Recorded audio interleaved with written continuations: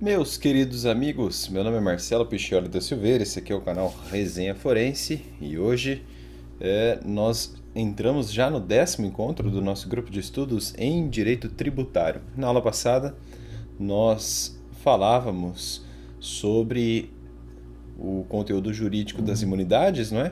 E hoje passamos para um novo tema este intitulado ali no caderno, para quem acompanha no PDF aqui embaixo sempre, competência tributária. Hoje o alvo é esse. A aula de hoje acho que não vai ser tão longa. Nem a aula de hoje, nem a aula número 11 serão tão longas quanto as últimas duas aulas. Terão lá o seu tempo, mas não vai ser algo perto de 2 horas não. Então vamos lá, item 1 do caderno, introdução da aula de hoje. A competência tributária pode ser entendida como uma divisão do poder de tributar na medida em que ela só se aplica aos entes da federação, aos entes federados. E o fundamento disso é a estrutura federativa estatal que nós adotamos. Item 2 do caderno, funções da competência tributária. Muito simples. As funções da competência tributária são resumíveis em 4 verbos. Foi o jeito que eu coloquei no caderno e ficou muito didático. Os 4 verbos são instituir, regular, fiscalizar e arrecadar. Os 2 primeiros verbos, ou seja, instituir e regular, são exercidos pelo Poder Legislativo, envolvem uma faculdade, entre aspas, do ente federado. Faculdade eu coloquei entre aspas aqui para nós, porque existe uma discussão a respeito da lei de responsabilidade fiscal, vou tratar disso daqui a pouco.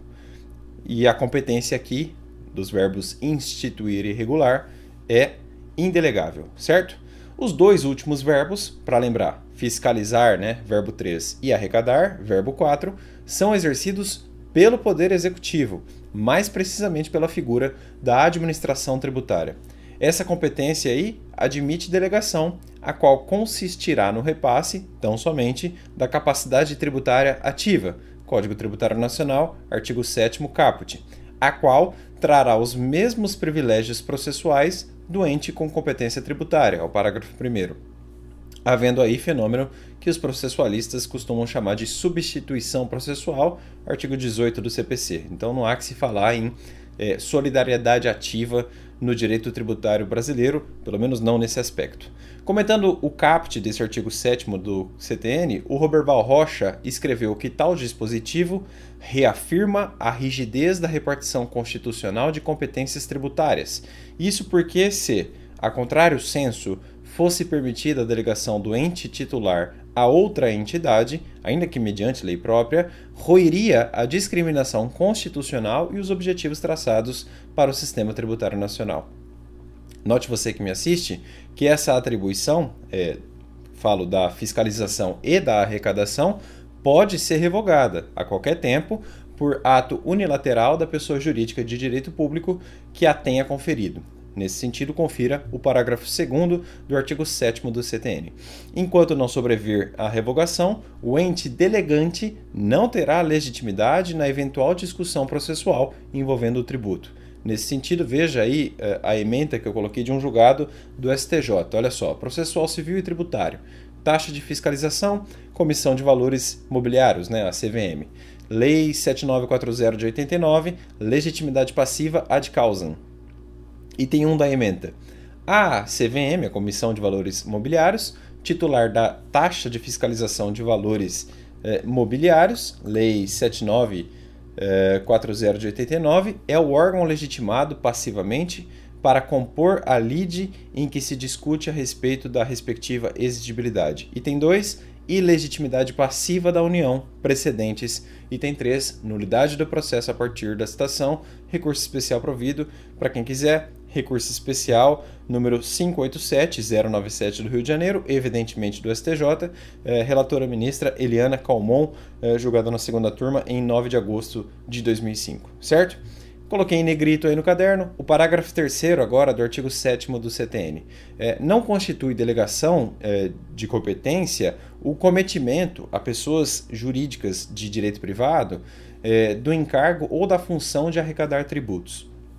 Com base nesse dispositivo aí, a Fazenda costuma delegar a terceiros, mediante contrato de prestação de serviços, a atribuição da arrecadação, e eu fiz questão de colocar em itálico para não confundir, dos tributos. Isso é comum com agências lotéricas e bancos, só para dar exemplos. Comentando a questão, e num parecer muito bem escrito, o Bartolomé Borba e a Maria de Lourdes Rosário escreveram justamente o seguinte: o procedimento administrativo desencadeia-se em síntese por etapas, a saber, constituído o crédito tributário pelo lançamento, ato de responsabilidade exclusiva e privativa da autoridade administrativa, artigo 142 do CTN, os carnês, entre aspas, ou boletos, entre aspas, de pagamento, são endereçados aos contribuintes para quitação do valor do tributo lançado junto aos estabelecimentos autorizados, no plural. Estes, na forma do contrato de prestação de serviços, para o qual desnecessária é a autorização legislativa e indispensável a licitação, repassarão posteriormente as quantias arrecadadas à conta bancária dos municípios ou à tesouraria. Age a administração estritamente dentro do previsto no parágrafo 3º do artigo 7º do CTN. Repetindo aqui, eu li o parecer de Bartolomé Borba e Maria de Lourdes Rosário. Para quem tiver interesse depois para consultar, o nome do parecer é Dívida Ativa, Delegação de Competência, Prescrição, Parcelamento, Protesto e Emissão de Certidão. Encontrei numa revista intitulada Interesse Público, lá de São Paulo, volume 2, número 5, é de janeiro de 2000. O texto relativamente antigo, mas ainda serve para a ideia agora versada. O Marco André Ramos Vieira traz uma explicação justamente para a dinâmica do artigo 7º do CTN. E ele coloca didaticamente o que se pode delegar e o que é indelegável. Por isso que eu reproduzi as lições dele no caderno. Ele diz: a competência tributária é indelegável, mas a atribuição das funções de arrecadar ou fiscalizar tributos, ou de executar leis, serviços, atos ou decisões administrativas em matéria tributária, pode ser conferida por uma pessoa jurídica de direito público a outra. A competência é indelegável, já que o instrumento de atribuição é a Constituição e, desse modo, um ato infraconstitucional, como a lei, não é suficiente para alterar o comando fixados expressamente no texto da Carta Magna. Está no plural, eu não sei se eu copiei errado ou se é um equívoco, tá? Então, depois eu corrijo se for o caso. Assim, as atividades do Poder Legislativo são indelegáveis. Contudo, as atribuições do Poder Executivo, fiscalização, arrecadação e execução de leis, que são tarefas administrativas, podem ser transferidas. Bem claro, né, pessoal? Portanto, a criação de autarquia, que é uma pessoa jurídica de direito público, vocês estudam isso em direito administrativo, para fiscalizar tributos, né, a delegação, ou melhor, a criação de uma autarquia para fiscalizar tributos não é inconstitucional, visto que não fere o princípio da competência. Veja, a autarquia aí, no exemplo que ele está dando, não está instituindo o tributo em lei, ela está apenas fiscalizando a arrecadação do tributo previamente autorizado no texto constitucional. Muito bem, frisa-se, e ainda segue esse autor, ou seja, o Marco André Ramos Vieira, frisa-se que não se transfere a competência, apenas as atribuições. Prova disso é que esses poderes podem ser revogados a qualquer tempo, como eu falei anteriormente aqui, né, por ato unilateral do ente que a conferiu.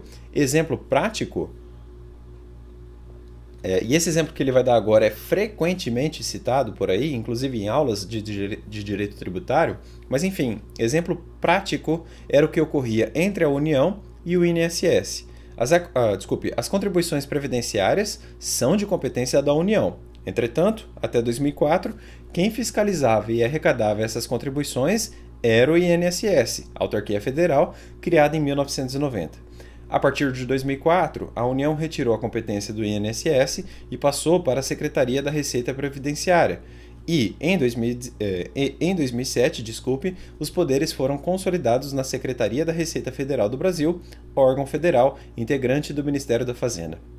As atribuições de fiscalização e execução das leis tributárias não podem, porém, ser conferidas à pessoa jurídica de direito privado, pois seria colocar um contribuinte em relação privilegiada aos demais, utilizando-se do poder de império estatal. Mas veja que ele falou aqui de fiscalização e execução das leis, né? Não do exemplo do carnê que eu mencionei anteriormente. Item 3 do caderno. Uma pergunta, né? O exercício da competência de instituição e de regulação é mesmo uma faculdade? Comentei isso logo no começo da aula, né? E agora vou explicar por que eu havia colocado faculdade entre aspas aqui para vocês. A rigor, e eu acabei de falar disso, a instituição e regulação pelo poder legislativo do ente federativo, instituição e regulação do tributo, evidentemente, seria uma faculdade, né? No entanto, por que a discussão, né? A Lei de Responsabilidade Fiscal, que é a Lei Complementar número 101 de 2000, aduz no artigo 11 caput o seguinte: constituem requisitos essenciais da responsabilidade na gestão fiscal a instituição, previsão e efetiva arrecadação de todos os tributos da competência constitucional do ente da federação. O dispositivo não deixa dúvida, né? E qual que é a sanção para quem descumprir o caput do artigo 11 da Lei de Responsabilidade Fiscal? É a perda, é uma sanção drástica, tá? Perda do repasse das receitas voluntárias no que se referir aos impostos. Isso está no parágrafo único do próprio artigo 11. Com base nisso, alguns doutrinadores dizem que os entes federados seriam, então, sim, obrigados a instituir os tributos. E na DIN número 2238 do DF, foi deferida uma medida cautelar para suspender a eficácia apenas dos artigos 56 e 57 da Lei de Responsabilidade Fiscal. Essa DIN aí quer discutir vários dispositivos da Lei de Responsabilidade Fiscal, dentre os quais o próprio artigo 11 e o seu parágrafo único. Cautelarmente, o Supremo não afastou a eficácia desse artigo 11.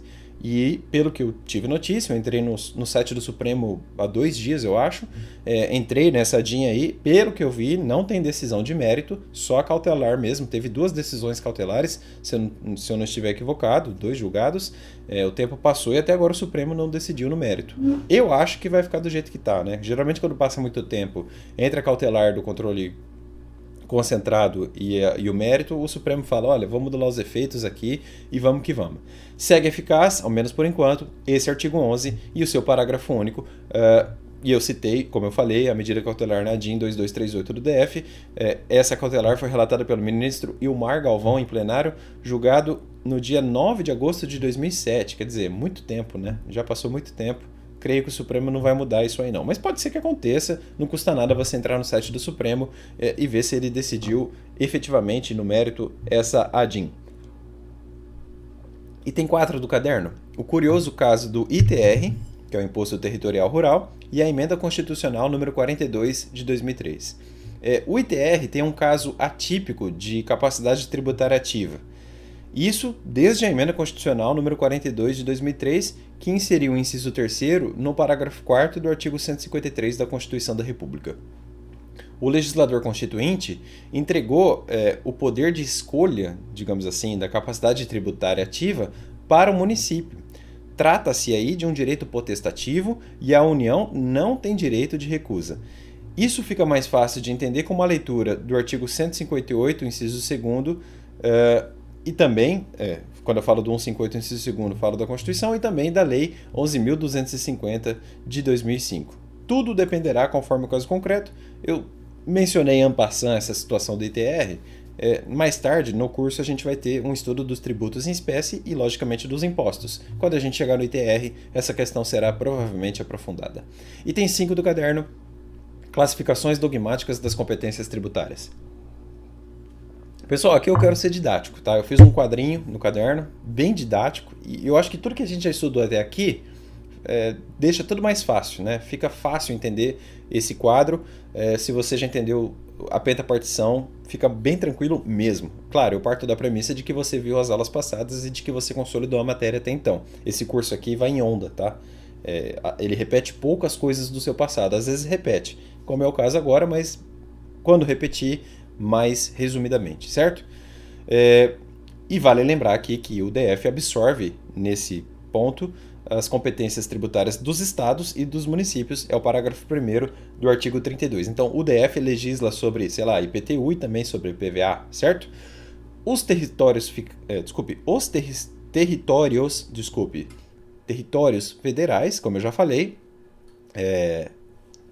trazem, ou melhor, gozam de competência cumulativa para a União. Peraí, eu acho que eu escrevi errado. Os territórios federais, como se sabe, Deixa eu mudar, vai. O território federal, vou deixar no singular tudo, vai ficar mais simples. O território federal, como se sabe, traz competência cumulativa, agora sim, da União,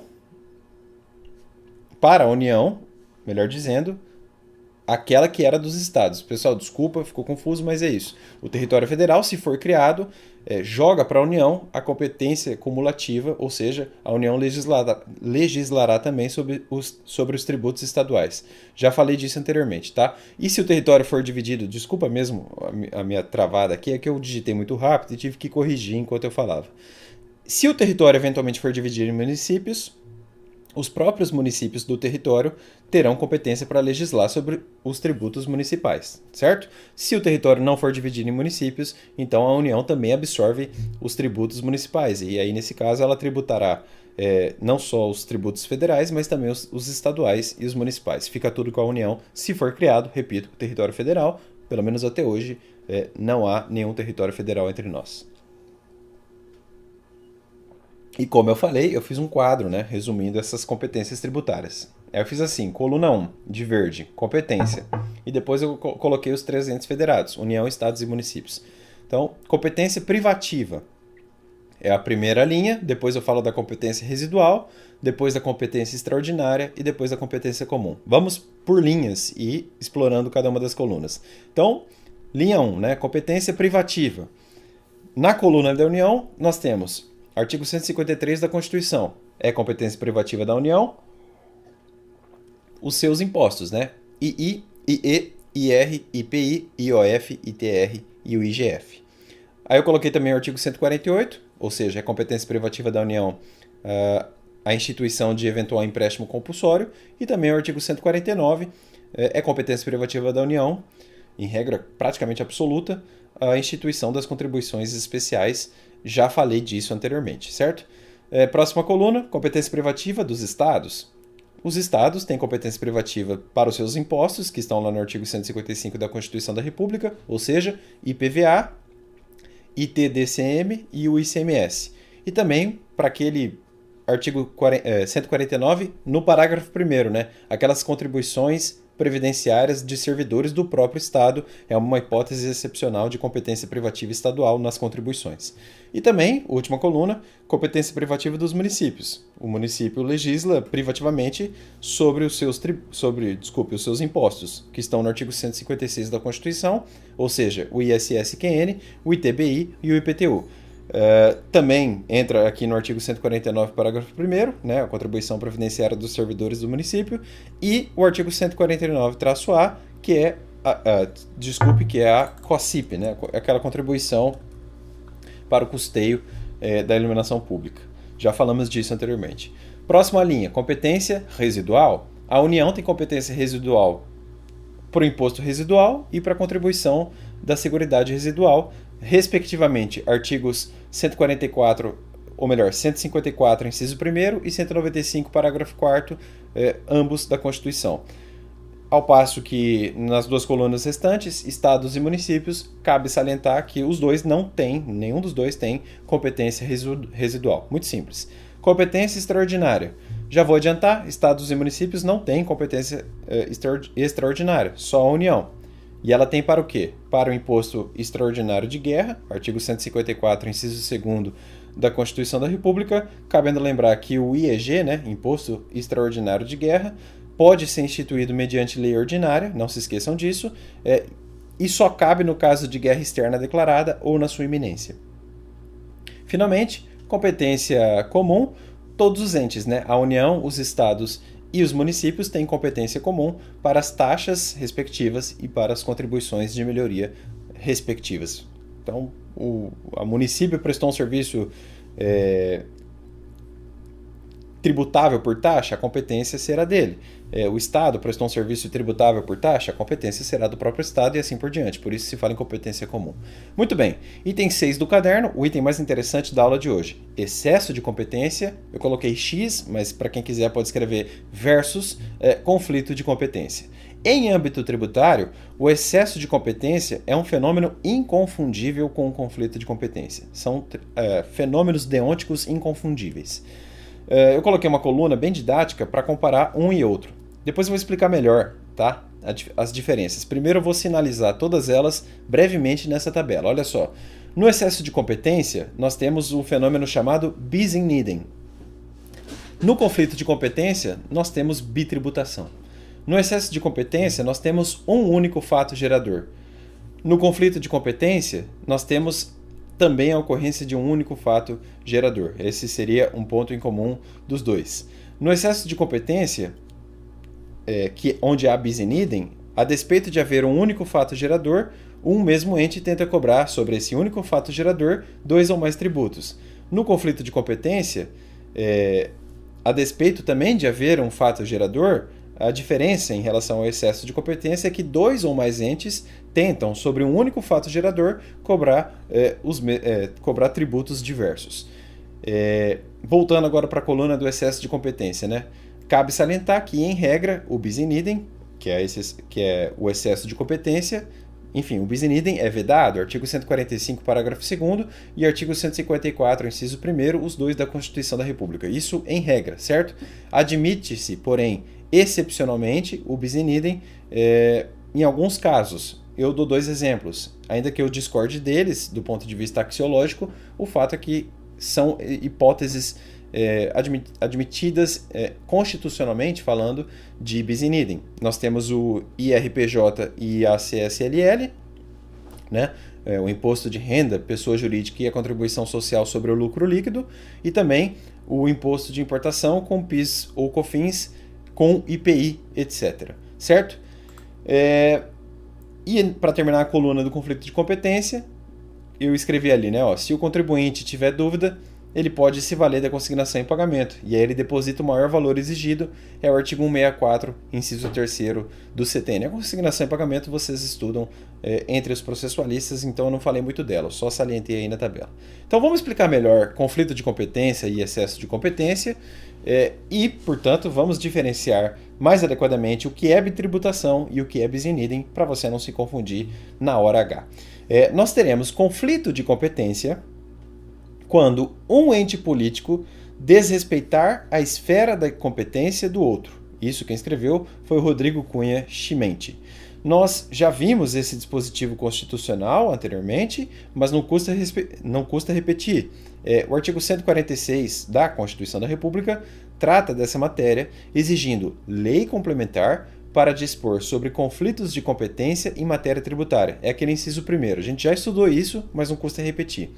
O exemplo clássico, e eu também falei disso, é o do IPTU e o do ITR, né? IPTU e ITR.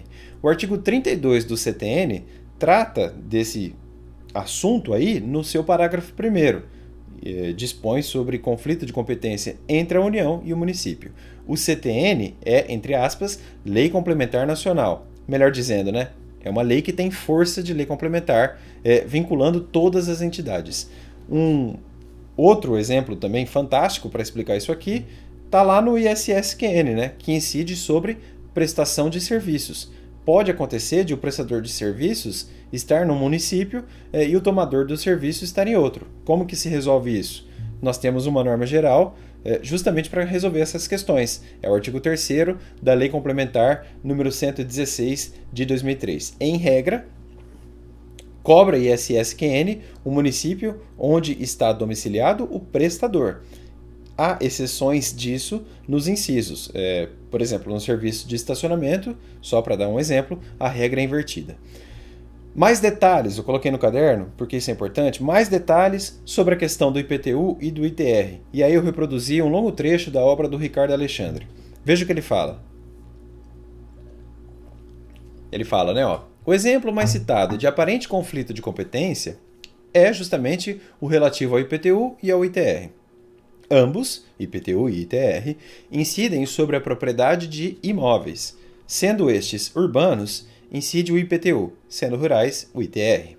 É lógico que não incidirão os dois impostos, ao mesmo tempo, sobre o imóvel, mas poderia surgir conflitos sobre o critério para definir se um imóvel é ou não urbano. Resolvendo a questão, o CTN, no seu artigo 32, definiu que o importante para que o imóvel esteja sujeito à incidência do IPTU é exclusivamente estar localizado na área urbana do município, sendo irrelevante, portanto, a destinação que lhe é dada. No parágrafo 1º do mesmo dispositivo, ou seja, do 32 do CTN, indicou-se como zona urbana e definida em lei municipal.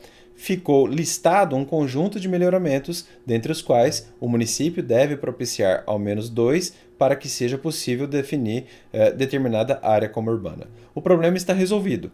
Se o imóvel está localizado em área urbana, nos termos disciplinados, está a União impedida de cobrar o ITR. Caso o imóvel se encontre em área rural, o município não pode cobrar IPTU.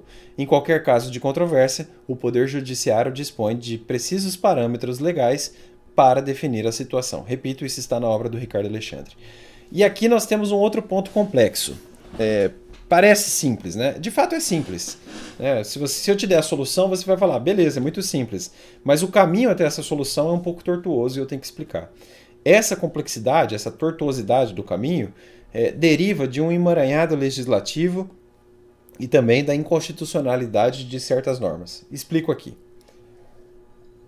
O CTN é de 1966. Não custa lembrar que ele é a lei número 5.172 de 1966, né? E o seu artigo 218 estipulou que o CTN só entraria em vigor no dia 1º de janeiro do ano seguinte, ou seja, 1967. É uma vacatio legis, certo? Antes da entrada em vigor do CTN, ou seja, antes de 1º de janeiro de 1967, mas já durante a sua vacatio legis, a lei já existia, um decreto-lei muito importante foi instituído. E isso ocorreu ainda, repito, em 1966. Eu falo aqui do Decreto-Lei número 57 de 1966. Esse Decreto-Lei aí alterou dispositivos sobre lançamento e cobrança do Imposto sobre Propriedade Territorial Rural, instituindo regras sobre a arrecadação da dívida ativa correspondente, dando ainda outras providências. O artigo 15, muito importante, tá, desse Decreto-Lei 57 de 66, dizia o seguinte: o disposto no artigo 32 da Lei número 5.172, de 25 de outubro de 1966, ou seja, o disposto no artigo 32 do CTN, que está em vacácio, certo? Não abrange o imóvel de que, comprovadamente, seja utilizado em exploração extrativa vegetal, agrícola, pecuária ou agroindustrial, incidindo assim sobre o mesmo o ITR e os demais tributos com o mesmo cobrados. Olha só a inovação que aconteceu. Como que a jurisprudência encarou isso? Uma resposta bem didática e esclarecedora vem na ementa de um recurso especial. Segundo o STJ, abre aspas, antes mesmo da entrada em vigor, olha como eu narrei, né? Antes mesmo da entrada em vigor do CTN, o Decreto-Lei 57/66 alterou esse critério, ou seja, mudou o critério topográfico inicialmente consagrado para delimitar o fato gerador do IPTU e do ITR, estabelecendo estarem sujeitos à incidência do ITR os imóveis situados na zona rural quando utilizados em exploração vegetal, agrícola, pecuária ou agroindustrial, sendo que a jurisprudência reconheceu validade ao DL 57/66, o qual, assim como o CTN, e isso é importante, pessoal, passou a ter o status de lei complementar em face da superveniente Constituição de 1967.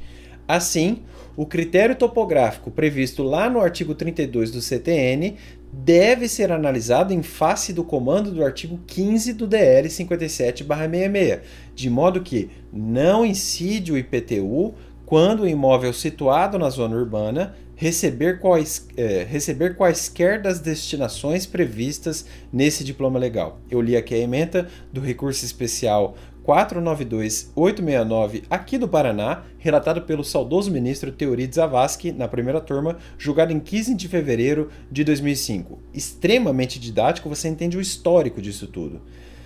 Certa confusão, parece fácil, mas tem mais. Até aqui é que a gente estava bem, né? Mas olha só, certa confusão foi gerada depois com uma lei de 1972.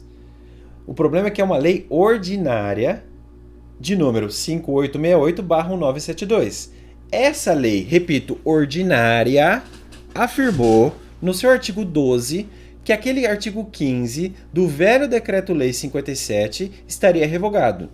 No entanto, e agora eu vou ler Ricardo Alexandre, no entanto, desde o advento da Constituição Federal de 1967, a regra cuja revogação se tentava, por dispor sobre conflito de competência em matéria tributária, possuía o quê? Status de lei complementar. Consequentemente, o artigo 12 dessa lei ordinária aí que eu mencionei, a 5868 de 1972, incidiu em inconstitucionalidade ao tentar invadir espaço reservado àquela espécie normativa. E isso que se discute aqui na nossa aula agora está pacificado na nossa jurisprudência. E justamente nessa questão IPTU e ITR, o STF decidiu no RE o seguinte, ó, a regra do artigo 32 do CTN, na redação dada pelo artigo 15 do Decreto-Lei 57/66, foi recepcionada pela Constituição Federal de 1967, pela Emenda Constitucional número 1 de 69 e pela atual Constituição Federal de 1988 como norma com natureza de lei complementar, por ser regra geral tributária acerca dos tributos ITR e IPTU, assim somente podendo ser alterada por norma desta mesma espécie, pelo que declarou a inconstitucionalidade do artigo 6º e seu parágrafo único da Lei 5868, que é aquela lei ordinária que eu havia mencionado, que é de 1972. Ou seja, nessa época, só a lei complementar podia revogar as normas que se queriam revogar naquele momento. E aí a ementa segue adiante, não preciso ler o resto. Para quem quiser, recurso extraordinário 140.773-5 do Estado de São Paulo, relatado pelo grandioso ministro Sidney Sanches, grande ministro, grande figura, em plenário, julgado ainda cedo, né, em outubro de 1998. A questão é realmente sedimentada, tá? Depois disso, então é tranquilo, pacífico, o Senado editou a resolução número 9 de 2005, se valeu, portanto, das regras do jogo da inconstitucionalidade pela via difusa e concentrada.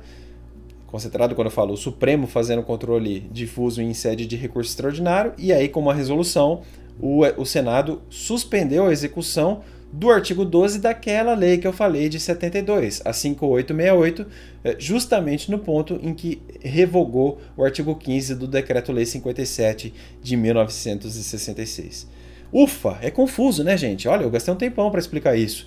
E diante de tanta confusão, no caderno, eu fiz um fluxograma, um histórico para explicar essa situação, tá? Então, primeiro, CTN é aprovado em 1966. Ele passa no Congresso Nacional, certo? Com uma vacácio até o dia 1º de janeiro de 67.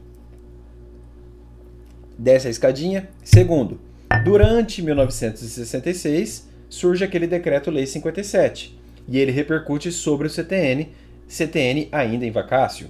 Terceiro, né? Desce a escadinha. Terceiro, o artigo 15 desse Decreto-Lei 57 previu que o artigo 32 do CTN não abrangeria o imóvel de que, comprovadamente, seja utilizado em exploração extrativa vegetal, agrícola, pecuária ou agroindustrial, incidindo assim sobre o mesmo ITR e demais tributos com o mesmo cobrados. Em suma, esse dispositivo aí mudou o critério topográfico inicialmente consagrado para delimitar o fato gerador do IPTU e do ITR, estabelecendo estarem sujeitos à incidência do ITR os imóveis situados na zona rural, quando utilizados em exploração vegetal, agrícola, pecuária ou agroindustrial. Desce.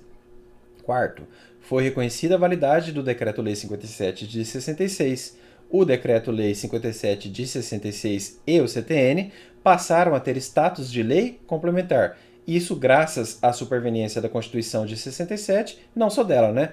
Da emenda número 1 de 69, que para 99% da doutrina é uma nova Constituição, e também da própria Constituição de 88. Quinto, penúltimo ponto histórico aqui. Quinto, aprova-se a lei grifa ordinária de 72, que é a lei 5868. Essa lei foi tida por inconstitucional no Supremo justamente por ser ordinária. Deveria ser lei complementar porque ela queria revogar aquele artigo 15 do Decreto-Lei 57. Sexto e último ponto, o Senado Federal reconhece o controle de constitucionalidade do Supremo e edita a resolução número 9 de 2005, justamente para suspender a execução do artigo 12 da velha Lei 5868 de 72, justamente no ponto em que teria tentado revogar o artigo 15 do velho Decreto-Lei Federal 57 de 1966. Pronto, mudando de assunto, tá? Acabando esse ponto, passando uma régua, mudando de assunto, eu falo agora da questão do IPVA. O IPVA tem uma peculiaridade, certo?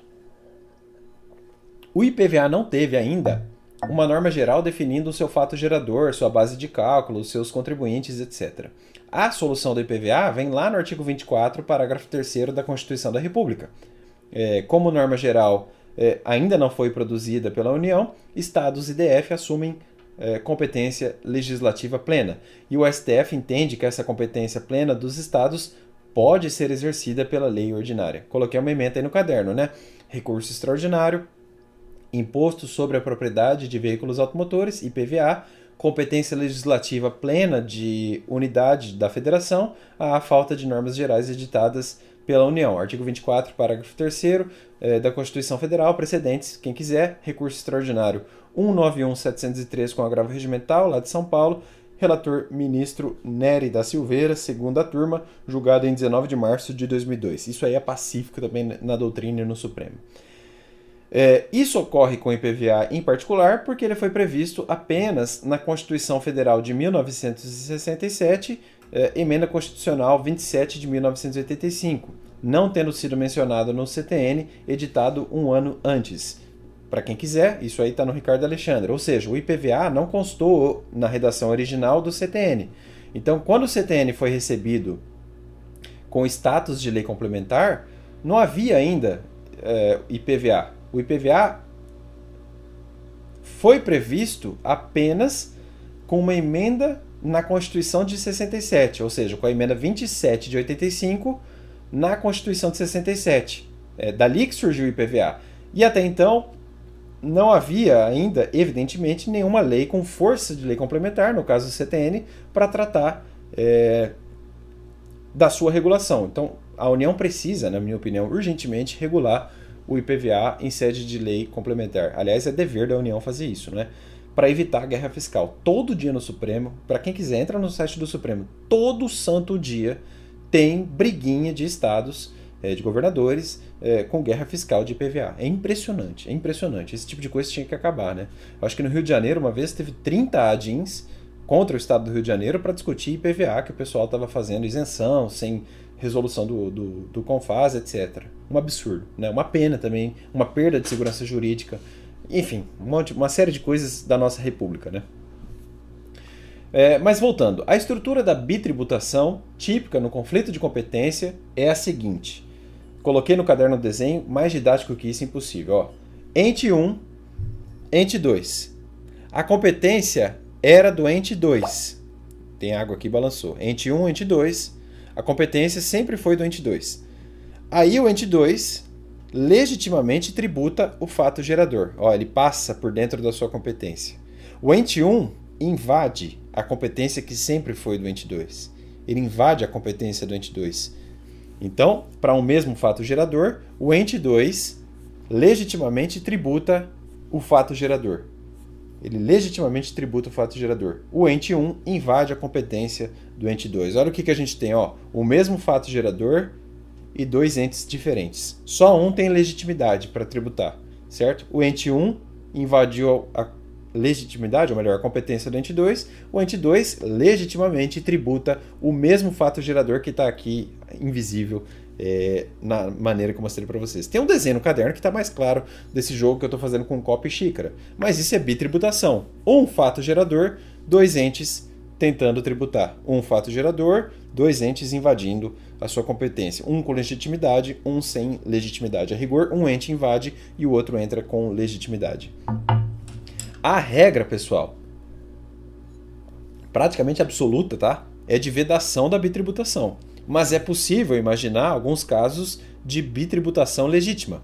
A doutrina gosta de dar o exemplo do artigo 154, inciso 2º da Constituição da República. De acordo com esse dispositivo aí, a União poderá instituir, na iminência ou no caso de guerra externa, impostos extraordinários, compreendidos ou não em sua competência tributária, os quais serão suprimidos gradativamente, cessadas as causas de sua criação. Nesse caso aí, a União poderia, sei lá, criar um IPVA de guerra, sendo o IPVA puro, entre aspas, dos estados, e ao lado deles, o que eu quero dizer é o seguinte, se a União, nesse caso, criar um IPVA de guerra, nós teremos os estados, um único fato gerador, qual seja, ser proprietário de veículo automotor, e os estados legitimados para o IPVA puro, digamos assim, e a União legitimada para o IPVA, entre aspas, de guerra. Isso é uma bitributação, em tese lícita, mas muito difícil isso acontecer na prática, o Brasil não vai se meter em guerra, pelo menos é o que eu espero. Note você que me assiste que há uma segunda situação ainda que pode haver legítima bitributação. Isso ocorre, e aí eu vou ler aqui para vocês o grande Ricardo Alexandre, isso ocorre nos casos envolvendo estados-nações diversos, principalmente no que concerne à tributação da renda.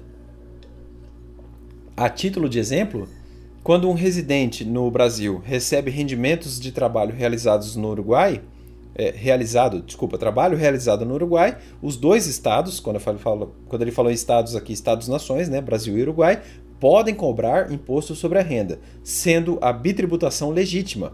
A única maneira de evitar a dupla incidência é a celebração de tratado internacional.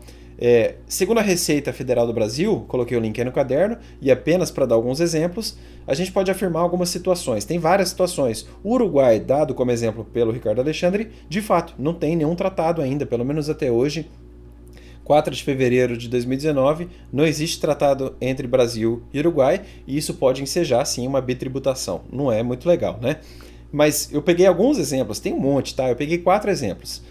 Letra A, nós temos convenção entre o governo da República Federativa do Brasil e o governo da República Federativa da África do Sul para evitar a dupla tributação, é o Decreto Legislativo 301 de 2006. Letra B, após denúncia, o velho acordo para evitar a dupla tributação em matéria de impostos sobre a renda e o capital, celebrado um dia entre a República Federal Alemã e a República Federativa do Brasil, é o decreto número 76988 de 1973, para quem tiver interesse. Esse velho acordo perdeu seus efeitos por causa de uma denúncia a partir do dia 1º de janeiro de 2006. Nesse sentido, ato declaratório executivo da Secretaria da Receita Federal, número 72, de 22 de dezembro de 2005. Terceiro exemplo, nós temos convenção destinada a evitar a dupla tributação e prevenir a evasão fiscal em matéria de impostos sobre a renda, firmada entre o nosso governo, né, o governo da República Federativa do Brasil e o governo da República Argentina, é o Decreto Legislativo 74 de 1981. Temos ainda, para dar outro exemplo, a Convenção para evitar a dupla tributação e prevenir a evasão fiscal em matéria de impostos sobre o rendimento, firmada entre o Brasil e a República Francesa, ainda em 10 de setembro de 71, é o Decreto Legislativo 87 de 71, etc. Eu dei 4 exemplos, mas são vários. É só entrar no link aí que eu coloquei da Receita Federal. Muito bem, falamos da bitributação. Não custa repetir aqui lições sobre o bis in idem, que seria um excesso de competência. Como é que é a estrutura do bis in idem, Marcelo? Temos um ente X e apenas um ente, um único fato gerador, e o ente atravessa o fato gerador, tentando, no mesmo fato gerador, cobrar 2 ou mais tributos. Então, ó, fato gerador, um ente só, ele atravessa esse único fato gerador e tenta dele extrair 2 ou mais tributos. Isso é bis in idem, certo? Em regra, bis in idem, ou melhor, o bis in idem, em regra, é vedado entre nós. Mas ele tem algumas exceções tidas por lícitas no Supremo Tribunal Federal, embora, na minha opinião, essa questão revele certo, ou melhor, muito autoritarismo, não só da Corte Constitucional, mas também do Estado em geral brasileiro. É o multicitado exemplo do imposto de renda à pessoa jurídica e da contribuição social sobre o lucro líquido, né? Não faz sentido nenhum. Ontologicamente, renda e lucro dão na mesma. E aí a União vai lá e cobra imposto de renda pessoa jurídica e contribuição social sobre o lucro líquido, o que me parece um verdadeiro absurdo. Esse é o exemplo mais crasso e claro do autoritarismo fiscal brasileiro. Outro exemplo remoto, esse é remoto mesmo, está de novo naquele imposto extraordinário de guerra, o IEG, né? Imagine você aí, a União instituindo um IOF de guerra, digamos assim, e aí nesse caso nós temos um único fato gerador, operação financeira lato sensu, e a União atravessa esse fato gerador e cobra o IOF puro, desde 88 na Constituição, e o IOF, entre aspas, de guerra. É um bis in idem, em tese, suportado pelo texto da Constituição da República. Um exemplo, evidentemente, distante, né? Difícil imaginar o imposto extraordinário de guerra entre nós. Uma observação importante sobre a força de lei complementar que tem o CTN, e aí eu encerro a aula de hoje, eu vou ler um trecho aqui da obra do Ricardo Alexandre, tá? Segundo o Ricardo Alexandre, é incorreto afirmar que o CTN é, né, do verbo ser, lei complementar. O CTN, na verdade, tem o status de lei complementar, e sobre isso não há muita dificuldade. Mas um segundo aspecto vem escondido na história constitucional brasileira, vocês acabaram vendo nos exemplos que eu dei, né? No caso lá do Decreto-Lei número 15. O CTN tem força de lei complementar desde a Constituição de 1967, certo? Eu vou ler aqui um longo trecho do Ricardo Alexandre que esclarece essa questão com maestria, certo? Olha o que ele fala. É correto afirmar que as normas gerais em matéria tributária, constantes do CTN, têm hoje status de lei complementar, só podendo ser alteradas por lei complementar. Mas é errado afirmar que o CTN é lei complementar. Muito bem, isso está claro. A segunda afirmativa incorreta, porém comum, é a de que o CTN passou a ter status de lei complementar com o advento da Constituição Federal de 1988. É isso que eu quero chamar a atenção de vocês. Para entender o equívoco da assertiva, é necessário uma brevíssima análise da vida jurídica, entre parênteses, vigência do Código da sua edição até os dias atuais. O CTN é a Lei 5172, de 25 de outubro de 1966, que foi inicialmente designado de Lei do Sistema Tributário Nacional. A lei é ordinária, ela é, do verbo ser, ordinária, e já na ementa afirma que institui normas gerais de direito tributário aplicáveis à União, Estados e municípios. À época da edição, estava em vigor a Constituição Federal de 1946, que não previa a figura da lei complementar. Alguns meses depois da edição do CTN, que é a Lei 5172 de 66, foi publicado o Ato Complementar 33, de 13 de março de 1967, que denominou a lei de Código Tributário Nacional. 2 dias depois, em 15 de março daquele ano, de 1967, entrou em vigor justamente a Constituição Federal de 1967, criando no direito brasileiro a figura da lei complementar que está entre nós até então. E ela previu, a Constituição de 67 previu no parágrafo 1º do artigo 19 o seguinte, lei complementar estabelecerá normas gerais de direito tributário, disporá sobre os conflitos de competência tributária entre a União, os Estados, o DF e os municípios e regulará as limitações constitucionais do poder tributário. Por isso, e ainda lendo Ricardo Alexandre, o CTN tem força de lei complementar desde 15 de março de 1967, quando foi recepcionada pela Constituição Federal de 67, que entrou em vigor naquela data. A questão é fundamental, pois todas as normas gerais em matéria tributária editadas a partir de tal data devem ter como veículo normativo a lei complementar, sob pena de inconstitucionalidade. Isso explica a inconstitucionalidade, só para observar aqui, daquela lei que eu mencionei de 72, que era ordinária, que tentou repercutir sobre um decreto-lei de 67, que na verdade foi recepcionado muito antes como lei complementar, certo? Por isso que não foi possível.